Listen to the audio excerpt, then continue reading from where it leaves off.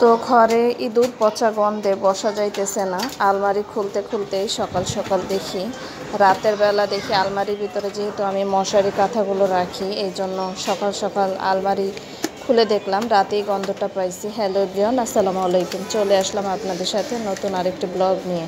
আজ ভিডিওটা একটু বড়, কষ্ট করে সবাই দেখবেন। তো আশা করি সবার কাছে ভালো লাগবে। আমার আলমারির এক পাটে এই সাইডে আমি যা রাখি, আলমারির নিচে এই যে দেখেন মশারি, বালিশ, এগুলো আমি এখানে রেখে দিই। যেহেতু আমার একটা রুমের ভিতরে আমার সব কিছু ম্যানেজ করে থাকতে হয়।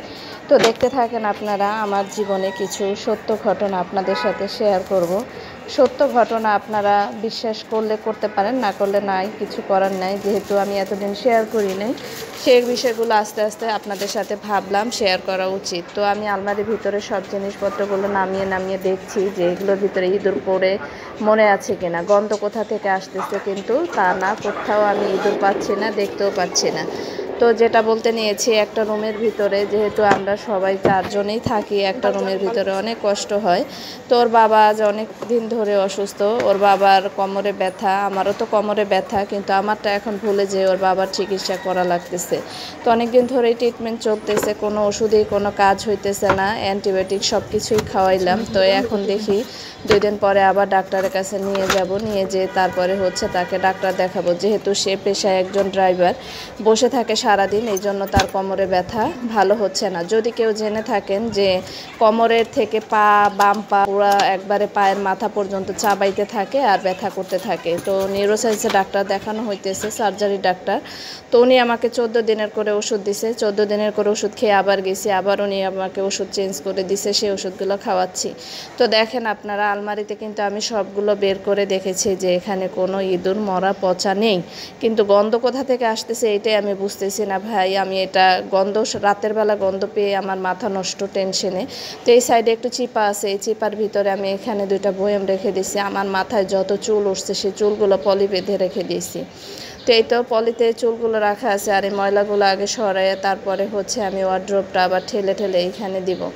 তো এই তো আমাদের ঘরের অবস্থা দেখেন, সকাল সকাল ঘরের অবস্থা পুরা একবার অবস্থা কাহিল, এলোমেলো ঘরের অবস্থা, ঘর গুছাই নাই। একটা রুমের ভিতরে যেহেতু সবাই নড়াচড়া করতে গেলে, একটা কাজ করতে গেলে দেখা যায় 4 জনে 4টা জিনিস রাখতে গেলে ওইটাই এলোমেলো ময়লা দেখা যায়। তো এখন আমি ওয়ার্ড্রোবের পিছনে ঝাড়ু দিছি। আমার ওয়ার্ড্রোবটা আমি আলমারির সাথে ম্যাচিং করে, এটা আরএফএলের ওয়ার্ড্রোব কিনছি, আরএফএলের না সরি বেঙ্গলের ওয়ার্ড্রোব কিনছি। তো ওয়ার্ড্রোবের পিছনে আগে কারেন্টের লাইনটা দিয়ে নিলাম, ওয়ার্ড্রোবের উপরে মাল্টিপ্লাগ আছে, ওই যে উপরে টিভি দেখতেছেন সেই লাইনটা দিয়ে নিলাম। তো টিভিতে এখন কেউ দেখে না, কম্পিউটার আছে ঘরের ভিতরে, বাচ্চারা কম্পিউটারে সব কিছু দেখতে পাইতেছে।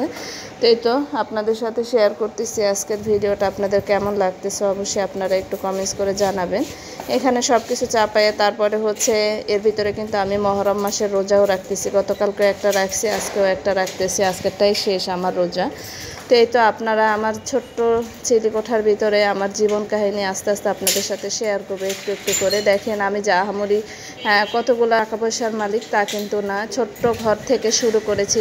চেয়েছিলাম যে অসুস্থ অবস্থায় ঘরে বসে থাকে, দেখি অন্তত নিজে ট্রিটমেন্টের খরচটা নিজে চালাইতে পারি কিনা। নিজে অসুস্থ, স্বামী অসুস্থ, তো দেখেন দুইজনই যদি অসুস্থ থাকি, আমার স্বামী যে পেশায় আছে সেই পেশায় আসলে আহামরি যে অনেক ইনকাম তা কিন্তু না। তো দেখেন অসুস্থতা থাকলে যতই ইনকাম থাকুক, ডাক্তার দেখাইতে দেখাইতে সবাই কিন্তু একসময় ফকির হওয়া লাগে। তো আমি এখানে একটা ব্যাগ ফেলে দিছি, সেই ব্যাগের ভিতরে হাবিজাবি কত কিছু আছিল। ব্যাগটা অনেক ওজন, এখন ওয়েট কোনো জিনিস নিতে ভালো লাগে না, ওজনের কোনো জিনিস। তো যেগুলো প্রয়োজনীয় জিনিস সেগুলো আমি আলমারি ড্রয়ারের ভিতরে রেখে দিচ্ছি। এই তো আলমারি ড্রয়ারের ভিতরে রেখে এখন আমি ঘরটা সুন্দর করে আগে বিছানাটা ভালো করে ঝাড়ু দিয়ে নিব। তো ঝাড়ু দিয়ে তারপরে আমি ঘরটা ঝাড়ু দিয়ে ফেলবো। তো বিছানার ভিতরে দেখেন, একটা বিছানার ভিতরে কিন্তু সব ঘরের ভিতরে কেউ আসলেই কিন্তু বিছানায় আমার বসতে দিতে হয়। তো আমার ছোট্ট চিলেকোঠার ভিডিওটি আপনাদের কাছে কেমন লাগে সবাই অবশ্যই কমেন্টস করে জানাবেন। আপনারা যদি জানতে চান, তো টেবিলের নিচে আমি খাওয়ার পানিগুলো রাখি, এগুলো ডিপের পানি, যে গ্যালন ভরা ভরা আমার টেবিলের নিচে। আমি কিন্তু সাপ্লাইয়ের পানি ফুটিয়ে খাই না, পানিটা খেতাম আগে, কিন্তু পানি খাওয়ার পরে ডায়রিয়া হয়ে গেছিলো, তারপর থেকে আর খাই না। আমাদের এলাকায় ডিপ আছে, আছে সেখানে টাকা দিয়ে পানি কিনতে পাওয়া যায়। তো এই পানিগুলো আমার গ্যালনে করে, এই যে দেখেন গ্যালনে করে কিনে তারপরে পানি এনে এনে তারপরে আমরা খাই। পানিটা শুধু খাওয়ার কাজেই ব্যবহার হয়, অন্য কোনো কাজে ব্যবহার হয় না। তো ঘরটা পরিষ্কার করে সুন্দর করে ঝাড়ু দিয়ে নিচ্ছি আমি। আর সকালে বাজারে যাব, ঘরটা ঝাড়ু দিয়ে পরিষ্কার করে বাজারে যেয়ে রান্না বান্না করব। যেহেতু ছোট ছেলের বাবা রোজা না, আমরা আমি আর আরও ছেলে রোজা রাখছি। তো দোয়া করবেন সবাই আমার ছোট্ট পরিবারের জন্য। আর অনেক আশা নিয়ে এই ইউটিউবে আসছি, এই ফেসবুক পেজ খুলেছি, সত্যি কথা যেটা আইডি খুলেছি।